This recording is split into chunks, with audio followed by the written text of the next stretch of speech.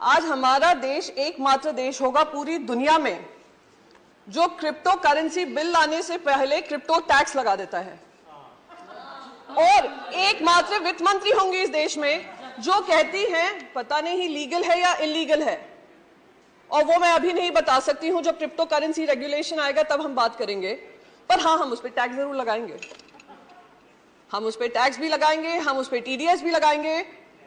और मैं जब माननीय एमपी को सुन रही थी, सर कुछ भी नहीं है, सर कुछ भी नहीं है। हाँ, जरूर लगा दूंगी सर, अगर आपकी अनुमति होगी। वित्त मंत्री बता दो दे लीगल है या इलीगल। बोलिए। जी, तो मैं यहाँ पर बस ये बात कहना चाहूंगी सर कि हमारा टैक्स भी लग गया उस पर, हमें ये भी नहीं पता कौन सा स्टेटस है उसका, एसेट क्लास है, क्या क्लास में उसके अंतर्गत किया गया है। जिस तरीके से बताया गया इस पर टैक्स लगाओ, टैक्स लगाओ, टैक्स लगाओ और बढ़ाओ, क्योंकि बाकी सारे देश कर रहे हैं, उससे मुझे ध्यान आता है, और शायद सभी को ध्यान होगा, जब देश में कंप्यूटर आया था, देश में जब कंप्यूटर आया था तो हमारा ये विपक्ष ही था जो बैलगाड़ी लेकर बाहर आकर अपोज कर रहा था, कहा था लाखों लाखों युवा बेरोजगार हो जाएंगे, बेरोजगारी चरम सीमा पे बढ़ जाएगी, ये सरकार युवा विरोधी सरकार है। और क्या हुआ?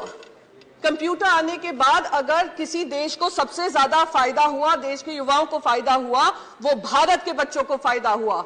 आज हम लोग बड़े बड़े लीडरशिप रोल्स में हैं, दुनिया भर में लीडरशिप रोल्स में हैं, तो उसका फायदा हमारे युवाओं को हुआ। तो बार बार ये कहना कि ये जो है बहुत ही गंदी चीज हो रही है, बहुत ही गलत चीज हो रही है, क्योंकि हमें नहीं समझ में आ रही है, तो ये गंदी ही होगी। ये बिल्कुल मुझे वो बात याद आती है कि बच्चों से कहा जाता है बचपन से ही, और हमारे भारत में ये विशेष करके होता है, तुम अगर इंजीनियर बनोगे, डॉक्टर बनोगे या आप चार्टर्ड अकाउंटेंट बनोगे, वही करियर होते हैं, बाकी सारे करियर गलत होते हैं। और अगर वो करियर गलत है, कोई और कुछ चूज करना चाह रहे हैं, तो उनको रोक जाने की कोशिश की जाती है। अगर रोकते नहीं है तो कहते हैं हम घर के बाहर निकाल देंगे।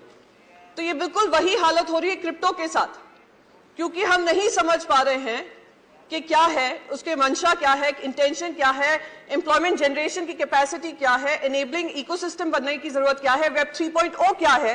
तो इसलिए हम उसको टैक्स भी करेंगे और हम उसका क्रिप्टो रेगुलेशन भी नहीं निकालेंगे। सर, मैं एक चीज यहां पर बहुत इंपॉर्टेंट, दूसरी चीज यहां पे कहूंगी।